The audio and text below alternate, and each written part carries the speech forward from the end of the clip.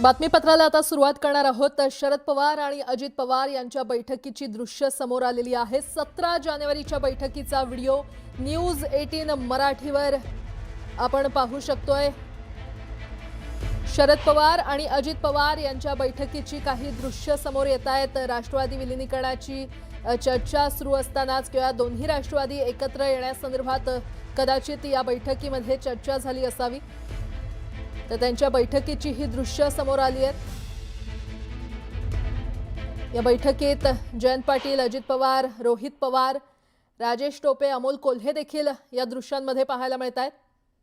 17 जानेवारीला ही बैठक पार पडली होती आणि त्याचा हा व्हिडिओ न्यूज 18 मराठीच्या हाती लागलेला आहे। दोन्ही राष्ट्रवादी एकत्र येण्यासंदर्भात कदाचित या बैठकीमध्ये चर्चा झाली असावी, निर्णय झाले असावे। शरद पवार आणि अजित पवार यांच्या ही बैठकीची दृश्य सध्या समोर येत आहेत। 17 जानेवारीला ही बैठक पार पडली होती। या बैठकीत कोण कोण दिसतायत? जयंत पाटील दिसतायत, रोहित पवार आहेत, अमोल कोल्हे आहेत, राजेश टोपे आणि अजित पवार आणि शरद पवार यांची ही बैठक पार पडलेली आहे। 17 जानेवारीला खरं तर ही बैठक पार पडली होती आणि त्याचा व्हिडिओ सध्या न्यूज 18 मराठीच्या हाती लागलेला आहे। कदाचित दोन्ही राष्ट्रवादी कधी एकत्र येणार, कशा पद्धतीने हा निर्णय जाहीर करणार या संदर्भात या बैठकीत चर्चा झाली असावी। आणि या संदर्भात अधिक माहिती देत आहेत आमचे प्रतिनिधी जितेंद्र जाधव आपल्यासोबत जोडले गेलेले आहेत। जितेंद्र, 17 जानेवारीला शरद पवारांसोबत अजित पवारांची ही बैठक झालेली होती, काय अपडेट?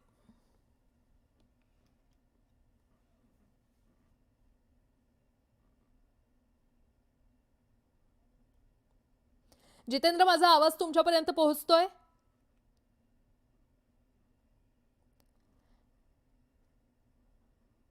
बहुधा काही तांत्रिक कारणांमुळे आपला आवाज आमच्या प्रतिनिधींपर्यंत पोहोचत नाहीये। मात्र अतिशय मोठी बातमी आपण पाहतोय।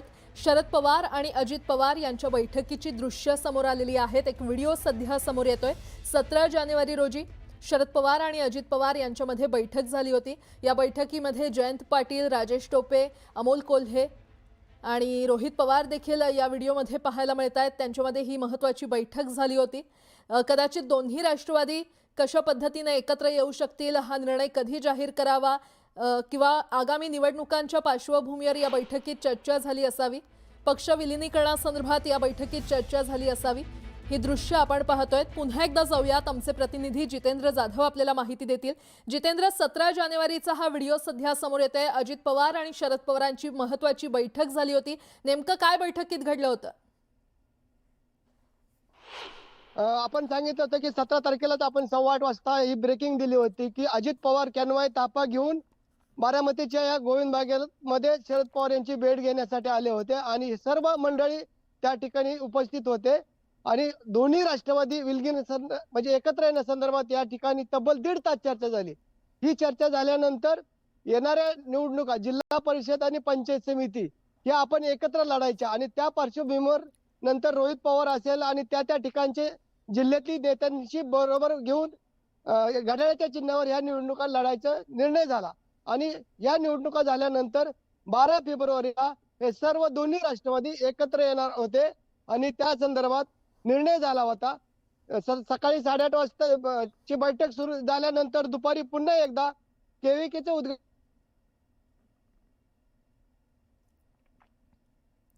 बरं जितेंद्र, संवाद साधत राहूयात। खरं तर आपण ही दृश्य पुन्हा एकदा प्रेक्षकांना दाखवूया। 17 तारखेच्या बैठकीचा हा व्हिडिओ समोर आलेला आहे।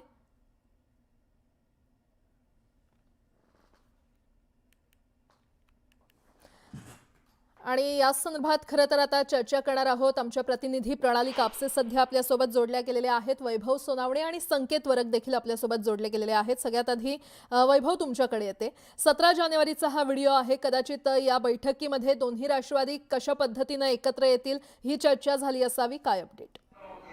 प्राजक्ता, शरद पवारांनी पत्रकार परिषदेमध्ये जो खुलासा केलेला होता, जयंत पाटील आणि अजित पवार यांच्यामध्ये चर्चा झाली। गेले 4 महिने विलीनीकरणाच्या या चर्चा ज्या आहेत त्या सुरू आहेत. सुरुवातीला कौटुंबिक पातळीवर या चर्चा झाल्या, त्यानंतर पक्षाचे नेते म्हणून जयंत पाटील आणि जे शरद पवारांच्या सोबत राहिलेले होते स्प्लिटनंतर, त्यांच्यावरती अविश्वास नको किंवा त्यांना अविश्वास वाटायला नको, या सगळ्या गोष्टींसाठी त्यांना अजित पवारांच्या समोर बसवून या चर्चा ज्या आहेत त्या करण्यात आल्या. आपल्याला आठवत असेल 17 तारखेला एका खाजगी गाडीमध्ये बसून, रोजच्या गाडी व्यतिरिक्त दुसऱ्या गाडीत बसून अजित पवार हे गोविंद बागेमध्ये गेले होते, जिथं ही बैठक झाली. या बैठकीत हे सगळे नेते उपस्थित होते, जे शरद पवारांनी पत्रकार परिषदेत सांगितलं, आणि त्याचा व्हिडिओ जो आहे बैठकीचा तो सुद्धा समोर आला आहे. अजित पवारांच्या गटाकडून जो दावा केला जात होता, सातत्यानं सांगितलं जात होतं की विलिनीकरणाचा कुठलाही प्रस्ताव नाही किंवा तशा चर्चा झालेल्या नाहीत. जी माहिती आपल्याकडे येत होते समोरून, जी माहिती सूत्रांकडून येत होती, त्यानुसार हे सगळे नेते जे आता शरद पवारांव्यतिरिक्त हे सगळे निर्णय घेत आहेत, त्या सगळ्यांना हे विलिनीकरण नको होतं, ज्याच्यामध्ये सुनील तटकरे, प्रफुल्ल पटेल, पार्थ पवार, धनंजय मुंडे हे सगळे लोक होते. कारण या पक्षावरचं नियंत्रण जे आहे ते पुन्हा त्यांच्या हातून पवारांकडे गेलेलं असतं. हा सत्तेचा सरळ संघर्ष जो आहे तो दिसून येतोय, आणि त्यातून पवारांना बाजूला ठेवून तातडीनं सुनेत्रा पवारांना उपमुख्यमंत्री करायचा निर्णय जो आहे तो घेण्यात आलेला होता. आणि त्यामुळेच पवारांनी पत्रकार परिषद घेऊन, कारण आता विलिनीकरणाचा चर्चा ज्या अंतिम टप्प्यामध्ये आलेल्या होत्या, 12 तारखेला त्याची घोषणा केली जाईल असं पवारांनी सांगितलेलं होतं. या सगळ्या प्रक्रियेमध्ये अजित पवारांच्या पक्षाकडून एकटे अजित पवार केवळ या चर्चा करत होते. या बाकीच्यांना कुणालाही त्यांनी लूपमध्ये घेतलेलं नव्हतं, कारण त्यांना यांच्या भूमिका ज्या आहेत त्या स्पष्ट माहिती होत्या. हे सगळे विलिनीकरणाला विरोध करतात.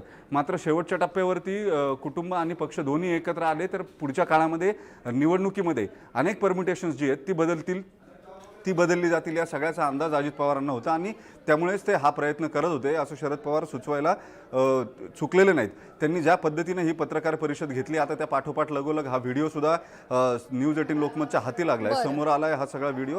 त्याच्यामध्ये एक गोष्ट स्पष्ट आहे, शरद पवारांनी प्रफुल्ल पटेल, सुनील तटकरे, पार्थ पवार यांना पूर्णतः उघड पाडायचा प्रयत्न जो आहे तो या पत्रकार परिषदेतून केला आहे. या निर्णयाशी कुटुंबाचा कुठलाही संबंध नाही आहे असं सांगत त्यांनी कुटुंब आणि सुनेत्रा पवार या दोन वेगळ्या एंटिटी सध्या काम करतायत असं स्पष्ट केलं. त्यांच्या व्यतिरिक्त, या तिघांव्यतिरिक्त, म्हणजेच पार्थ पवार, जय पवार आणि सुनेत्रा पवार यांच्या व्यतिरिक्त पवार कुटुंबातलं कुणीही या निर्णयामध्ये सहभागी नाही आहे, हे सुद्धा स्पष्ट करायला, हा संदेश द्यायला ते विसरलेले नाहीत. आणि तिसरी महत्त्वाची गोष्ट जी आहे ती म्हणजे या सगळ्या प्रकरणामध्ये विलिनीकरणाची इच्छा ही दादांची होती, अजितदादांची होती, आणि तशीच इच्छा त्यांची सुद्धा स्वतःची होती. त्यामुळे या बैठका होत होत्या. आता मात्र या विलिनीकरणाच्या प्रक्रियेत खंड पडला आहे असं सांगून त्यांनी जो संदेश द्यायचा आहे तो संदेश व्यवस्थित पोहोचवलेला आहे की या सगळ्या प्रक्रियेमध्ये तटकरे आणि प्रफुल्ल पटेल हे विलन ठरत आहेत, त्यांना जाणीवपूर्वक हे विलिनीकरण होऊ द्यायचं नाही आहे. ठीक आहे वैभव, खरं तर तुम्ही अतिशय महत्त्वाचे मुद्दे मांडलेत. असेच सोबत रहा. प्रणाली कापसे देखील आपल्यासोबत जोडले गेलेले आहेत. प्रणाली, एकीकडे शरद पवार यांनी नुकतीच पत्रकार परिषद घेत काही मुद्दे समोर आणलेले आहेत, दुसरीकडे सुप्रिया सुळे देखील दिल्लीला रवाना होत आहेत. संध्याकाळी सुनेत्रा पवार या त्यांचा शपथविधी होणार आहे. नेमक्या या घडामोडी कशा घडतायत, काय अपडेट? काल सकाळपासून खरं तर या सगळ्या घडामोडींनी वेग घेतलेला होता. सुनील तटकरे आणि प्रफुल्ल पटेल हे छगन भुजबळ यांच्यासह वर्षा या मुख्यमंत्र्यांच्या निवासस्थानी भेटीला गेले, आणि खरं तर तिथूनच या सगळ्या चर्चांना सुरुवात झाली. कारण ज्या पद्धतीनं, म्हणजे अगदी परवाच्या दिवशी अजितदादांना मुखाग्नी दिला गेला, आणि त्यानंतर 24 तासांच्या आतच खरं तर लगोलग आपण बघितलं तर राष्ट्रवादीचे 2 प्रमुख नेते, प्रदेशाध्यक्ष आणि कार्यकारी अध्यक्ष, हे दोघेही जण मुख्यमंत्र्यांना जाऊन भेटतात. आणि जरी ते असं म्हणत असले की आम्ही वेगळ्या कामाकरता गेलो होतो, तरी सगळ्यांनाच कल्पना आहे की ते नेमके कोणत्या कामाकरता गेले होते. असं असताना दुसरीकडे मात्र बातम्या अशा पद्धतीनं पसरवण्याचा प्रयत्न केला गेला होता की विलिनीकरणाच्या कुठल्याही चर्चा झालेल्या नाही, आम्हाला त्या संदर्भातली कुठली माहिती नाही. तर दुसरीकडे शरद पवार यांच्या राष्ट्रवादीकडून गेले 2-3 दिवस सातत्यानं हे सांगितलं जात होतं, किंवा त्यांचे नेते हे सातत्यानं हे सांगत होते की अजित पवारांच्या या शेवटच्या कालावधीमध्ये त्यांनी विलिनीकरणाच्या संदर्भात महत्त्वाच्या बैठका घेतलेल्या होत्या, परंतु अशा कुठल्या बैठका झाल्याच नाही असं खोडून काढण्याचा प्रयत्न राष्ट्रवादीकडनं केला जात होता. आणि म्हणूनच शरद पवारांची आजची प्रेस कॉन्फरन्स, कारण आपण बघितलं तर गेल्या काही दिवसांमध्ये जवळपास महिना झालेला आहे की शरद पवार हे कुठल्याही पत्रकार परिषदेमध्ये सामोरे गेलेले नाही आहे किंवा त्यांनी पत्रकारांशी संवाद साधला नव्हता. आता अजित पवारांची ही दुर्घटना झाल्यानंतर शरद पवार त्या दिवशी पहिल्यांदा बोलले, आणि त्यांनी झालेल्या जो काही घातपाताच्या चर्चा चालू होत्या त्याच्यावर त्यांनी पूर्णविराम लावला होता. परंतु त्यानंतर मात्र शरद पवार हे आज बोललेले आहे. आज सकाळी त्यांनी सांगितलं की या पद्धतीचा शपथविधी होतं याची आम्हाला कुठलीही कल्पना नाही. तो त्यांच्या पक्षाचा निर्णय आहे. त्या पक्षातले नेते सुनील तटकरे, प्रफुल्ल पटेल यांनी मिळून हा निर्णय घेतलेला असेल असं त्यांनी सांगितलेलं आहे. याबद्दलची कुठली कल्पना आम्हाला नाही हे स्पष्ट शरद पवार यांनी सांगितलेलं असल्यामुळे या संदर्भामध्ये राष्ट्रवादी शरदचंद्र पवार पक्षाला कुठलीच कल्पना नाही हे स्वतः त्या पक्षाच्या प्रमुखांनीच या ठिकाणी सांगितलेलं असल्यामुळे आता या सगळ्या प्रक्रियेमध्ये आम्हाला सामावून घेतलं नाही किंवा आमच्याबरोबर चर्चा झाली नाही हे त्यांनी या ठिकाणी स्पष्ट केलेलं आहे. आणि त्यामुळं आता हे जे काही शपथविधीचा सोहळा असेल किंवा पुढच्या ज्या काही घडामोडी घडतायत तो राष्ट्रवादी स्वतंत्र पक्ष म्हणून निर्णय घेत आहे हे सुद्धा त्यांनी या ठिकाणी अधोरेखित केलेलं आहे. दुसरं यात आपण जर बघितलं तर कालपासून सुनील तटकरे आणि प्रफुल्ल पटेल हेच कुठेतरी विलिनीकरणाच्या प्रक्रियेमध्ये अडथळा आणू पाहतायत.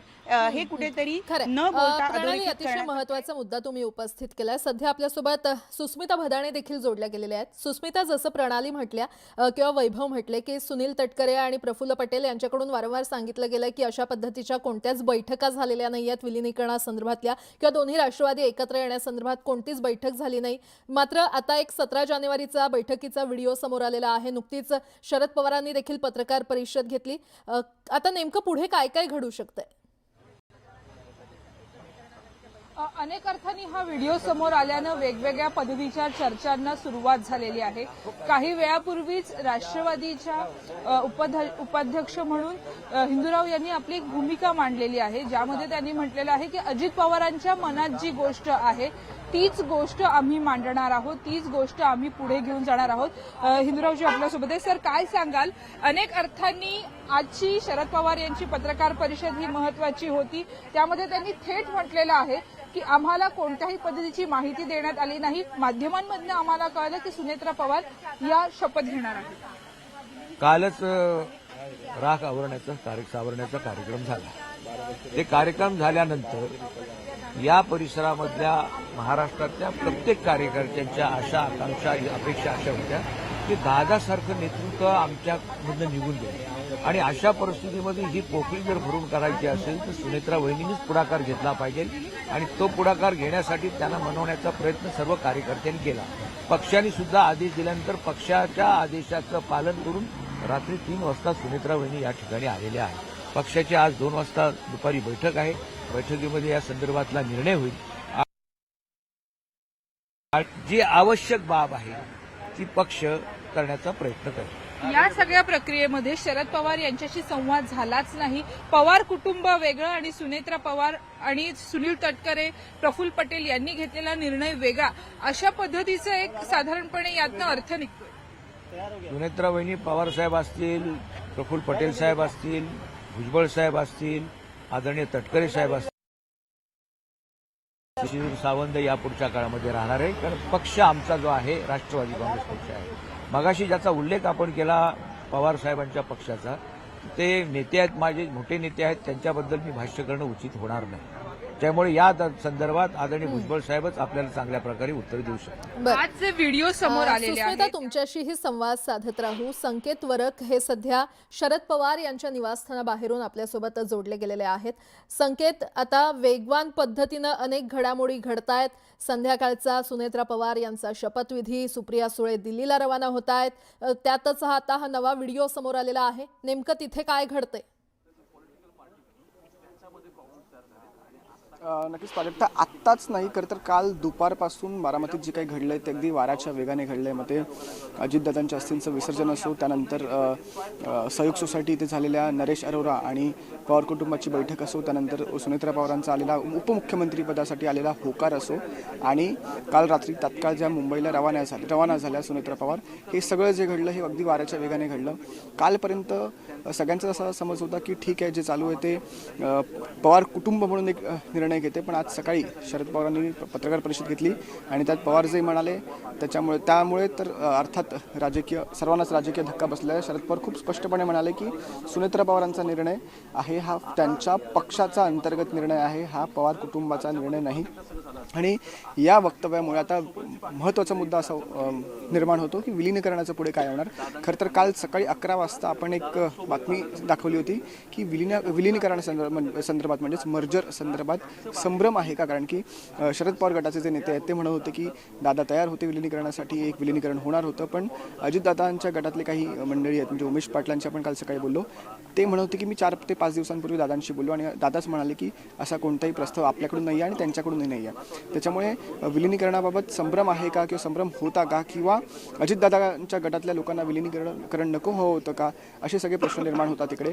आज पण आता शरद पवारांनी जी नावं घेतली की तटकरे आणि प्रफुल्ल पटेल हे पक्षाचे नेते, त्यांनी पुढे जो सुनेत्रा पवारांचा निर्णय आहे तो त्यांनी पुढे घेऊन गेलेले आहेत. त्याच्यामुळे कुठेतरी आता ही नावं जी पुढे आलेली आहेत अजित पवार गटातली, यांना आता ते विलीनीकरण नको होतं का असा प्रश्न निर्माण झालेला आहे.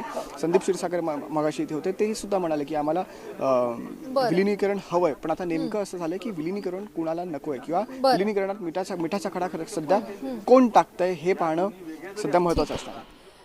संकेत, वैभव, प्रणाली आणि सुस्मिता तसंच जितेंद्र, तुम्हा सगळ्यांचे धन्यवाद या संपूर्ण विश्लेषणासाठी, या संपूर्ण माहितीसाठी. यासोबतच इतरही काही महत्त्वाच्या बातम्या आपण पाहणार आहोत. तुर्तास एक छोटासा ब्रेक घेऊन लगेचच परत येतोय. पाहत रहा न्यूज 18 मराठी, आवाज महाराष्ट्राचा.